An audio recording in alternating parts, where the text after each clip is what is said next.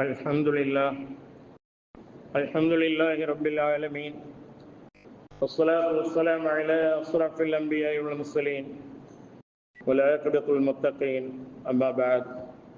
அன்பானவர்களே, கண்ணியத்திற்குரியவர்களே, இலகுவாக செய்யக்கூடிய இபாதத்துகளில் கூட, வணக்க வழிபாடுகளில் கூட நாம் மிகவும் பின்தங்கி இருக்கிறோம். நமக்கு இது பின்னடைவை ஏற்படுத்திவிடும். அல்லாஹுடைய அருளை விட்டும் நம்மை தூரமாக்கிவிடும். வெள்ளிக்கிழமை மகத்தான நாள். ஆதம் அலைஹிஸ்ஸலாம் அவர்கள் படைக்கப்பட்ட நாள். அவர்களை சொர்க்கத்திலே அல்லாஹ் நுழைவித்த நாள். இந்த வெள்ளிக்கிழமையிலே தான் கியாம நாள் ஏற்படும். கிழமைகளில் எல்லாம் மிகச் சிறந்த கிழமை வெள்ளிக்கிழமை என்று நபி ஸல்லல்லாஹு அலைஹி வஸல்லம் அவர்கள் சொன்னார்கள். அதை சொல்லிவிட்டு சொன்னார்கள், அந்த நாளிலே என் மீது அதிகமாக ஸலவாத்து சொல்லுங்கள். நீங்கள் சொல்லக்கூடிய ஸலவாத்து, எனக்காக நீங்கள் செய்யக்கூடிய பிரார்த்தனை, அல்லாஹும்ம ஸல்லி அலா முஹம்மதின் வ அலா ஆலி முஹம்மத், யா அல்லாஹ் எங்கள் முஹம்மது ஸல்லல்லாஹு அலைஹி வஸல்லம் அவர்களுக்கும் அவருடைய குடும்பத்தார்களுக்கும் அருள் புரிந்திடு, பரக்கத் செய்திடு.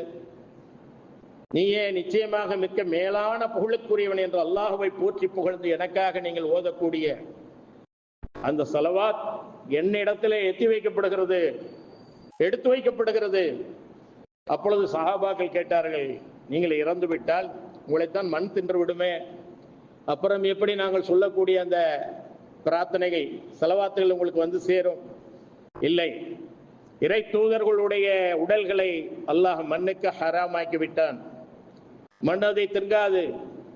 எப்பொழுது அவர்கள் அடக்கப்பட்டார்களோ எழுப்பப்படும் போதும் அப்படியே இருப்பார்கள். ஆகவே நீங்கள் சொல்லுவதை வானவர்கள் எனக்கு கொண்டு வந்து சேர்ப்பார்கள்.